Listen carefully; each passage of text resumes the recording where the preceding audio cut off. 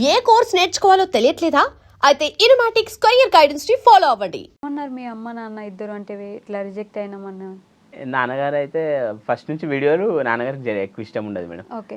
ఆ వీడియోలతో ఏమొస్తుందిరా, ఉన్న జాబ్ అయిందిరా, కమర్షియల్ కాదా, నీ నోట్లే మన్ను పడ్డదిరా, ఉన్న జాబ్ అది చేసుకుంటానన్న బతికేటోనివి, ఈ వీడియోలు తీసి ఎందుకు జాబ్ అయింది అంటారు. కానీ అమ్మగారు అయితే సరే నువ్వు ఇక నేను గారాబం ఎక్కువ అన్నట్టు అమ్మ, నువ్వు ఏం చేసినా సరేరా అంటుంది అన్నట్టు అమ్మ. ఇక సరే నువ్వైతే ప్రయత్నం చేయిరా, అయితే తీరా బిడ్డ, నువ్వు ప్రయత్నం అయితే చెయ్యి అని ఇంటర్వ్యూకి వెళ్ళేటప్పుడు కూడా భుజం తట్టి అవుతుందిలే అని అన్నది. ఇంకా అవ్వలేదమ్మా, ఫెయిల్ అయినా అని చెప్పిన తర్వాత వీడియో చూసిన తర్వాత సరే ఇక మనం ఏదైనా పరిస్థితిలో ధైర్యంగా ముంగట్టుకోవాలి అన్నీ అనుకున్నట్టు కావు కదరా అని అమ్మ మళ్ళీ నాలో ధైర్యాన్ని నింపింది. ఓకే. ఈ వీడియోస్ వల్ల మీ జాబ్ పోయిందా? అవును మేడం, ఎందుకంటే అందరు వచ్చి నాతో ఫోటోలు దిగిరు కదా మేడం. ఓకే. ఇంకా అక్కడ జామ్ అవుతుంది కదా మేడం గేట్ దగ్గర, సిబ్బందికి నా వల్ల ఇబ్బంది కలిగింది. ఓకే. ఇంకా వెంటనే they terminated me from the job. అంటే ఇప్పుడు మీరు గైడ్గా కూడా చేయట్లేదు? లేదు మేడం. అయ్యో, బాధాకరంగా ఉంది పరిస్థితి. అసలు ఇంక ఇప్పుడు ఏ జాబ్ లేదా మీకు? లేదు మేడం. ర్యాపిడోగా చేస్తున్నా అన్నారు, ర్యాపిడో డ్రైవర్గా చేస్తున్నా? అది కూడా లేదు మేడం. ఇక పరిస్థితులు బాగాలేనందువల్ల ఆ బండి కూడా అమ్మేసిన. ఇంకోటి ఏంటంటే ఇప్పుడు జాబ్ ఏం లేదు, ఈ వీడియోల మీదనే చేసుకుంటా మంచిగా అందరినీ. యూట్యూబ్లో రెవెన్యూ స్టార్ట్ కాలేదు, మానిటైజేషన్ అవ్వాలంటే కూడా నా దగ్గర ఎక్విప్మెంట్స్ కింద లేవు.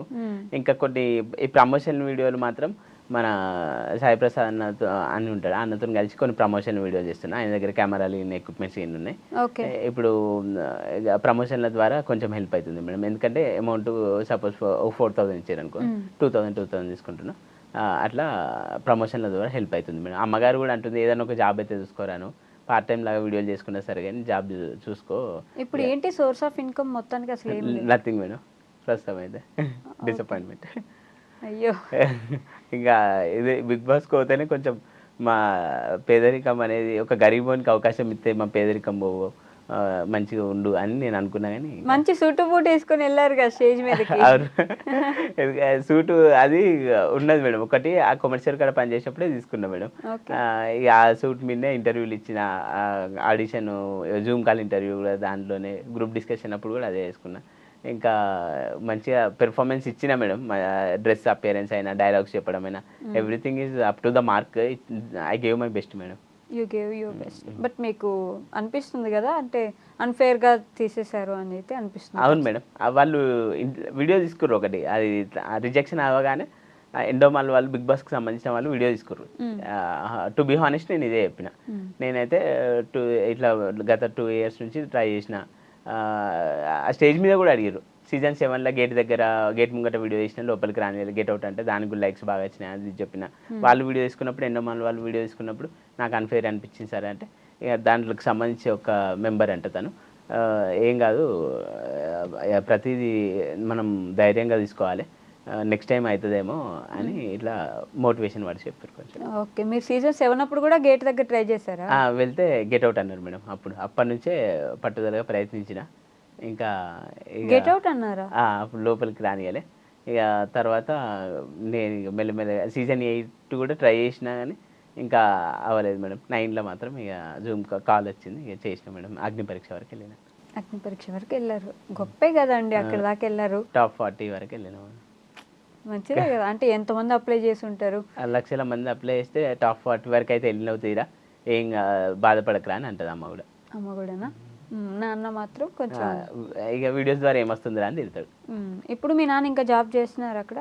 లేదు మేడం, నాన్నగారు ఇప్పుడు పెళ్ళిళ్ళలో వంటలు చేస్తారు కదా మేడం. ఇప్పుడు ఇక చేతనైతేలే ఇంట్లోనే ఉంటుంది మేడం. ఇద్దరు ఇంట్లోనే ఉంటున్నారు? అవును మేడం. అంటే మీరే చూసి పెట్టాలి ఇప్పుడు ఏమైనా? ఇప్పుడు నేనే చేసి పెట్టాలి. పెళ్ళి కూడా చేసుకోరా, తొందరగా చేసుకో, మాకు కోడలి పిల్ల కావాలి, సిద్దిపేట మోడల్, మీ అమ్మకు ఎవరు కోడలు అని అడుగుతారు. మీరు కోడలంటే గుర్తొచ్చింది, ఈ బిగ్ బాస్ జర్నీ గ్యాప్లో ఆల్రెడీ ఒక అమ్మాయిని చూసుకున్నట్టున్నారుగా?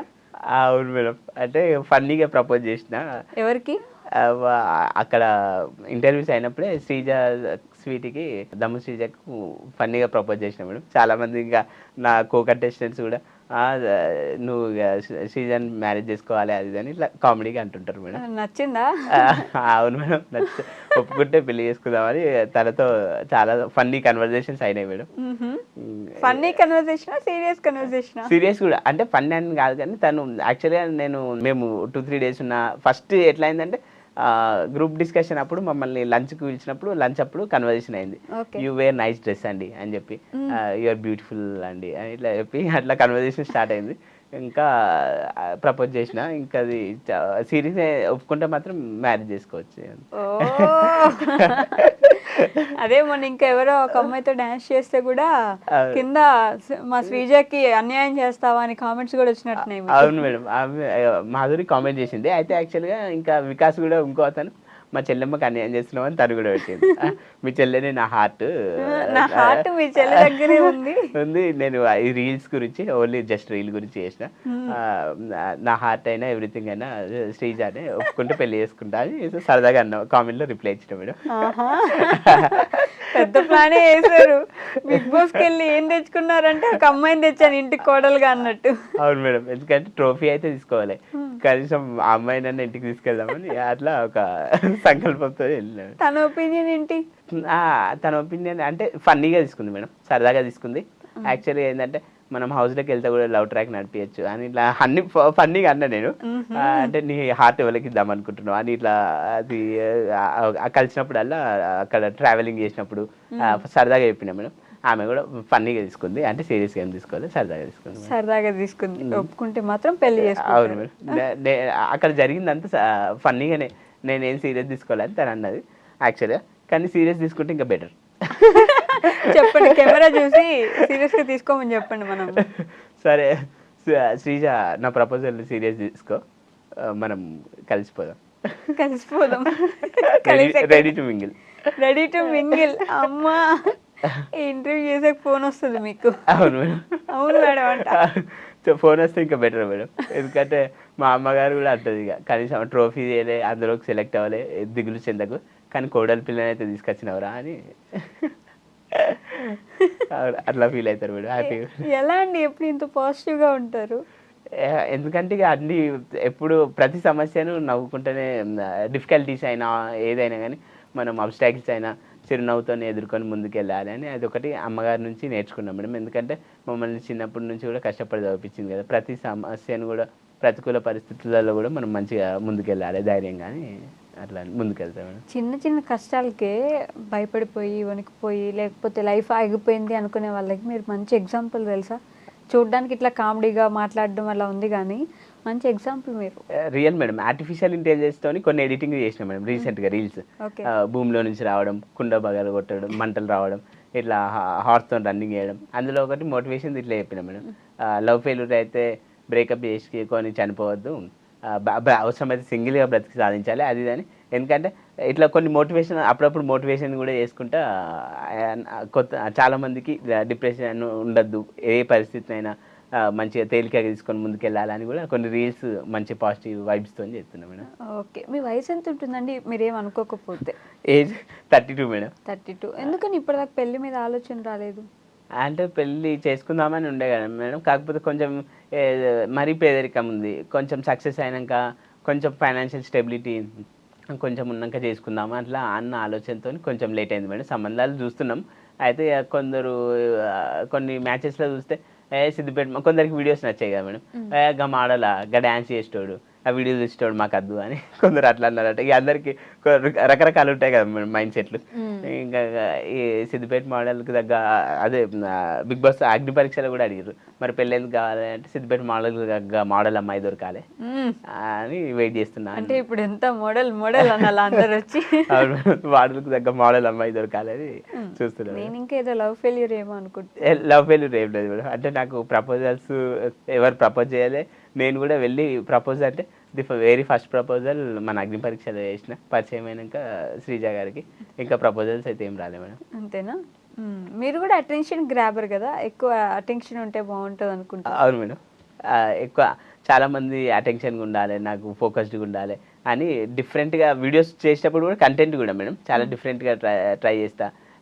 మెయిన్ ఉద్దేశం, మెయిన్ ఆబ్జెక్టివ్ కూడా అటెన్షన్ గ్రాప్ చేయాలని ఉంటుంది మేడం. ఓకే, బిగ్ బాస్ లో కూడా ఏదో చేసి చూపమంటే జగడమే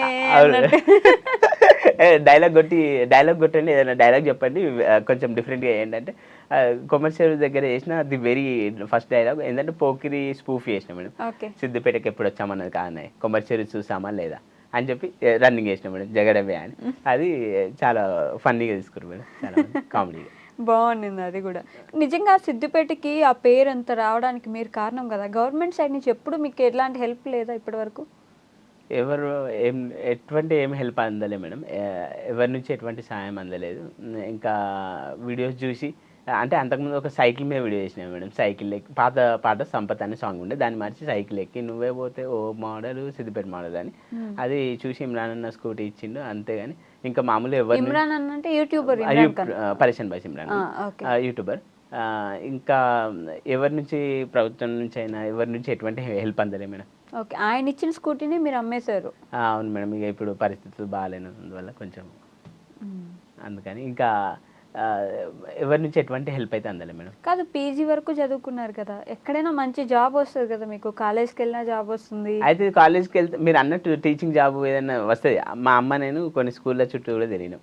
సిద్దిపేట మోడలా వద్దు, పిల్లలు పోయి స్కూళ్ళల్లో మామూలుగా డెమో ఇచ్చిన తర్వాత వాళ్ళ రియాక్షన్ ఏంటంటే మోడల్ పిల్లలు పోయి వాళ్ళ ఇంటికి వెళ్ళి మోడల్ మా స్కూల్కి వచ్చిందని ఎగురుతారు, హీఈస్ అన్ ఇన్ఫ్లుయెన్సర్, మేము మాకు వద్దండి అన్న. ఏంటండి మీరు? అదే అది బాధగా, అది ఒక అంటే దీన్ని ఎంటర్టైన్మెంట్లో వాడుకోవాలి దాన్ని ఆ విధంగా.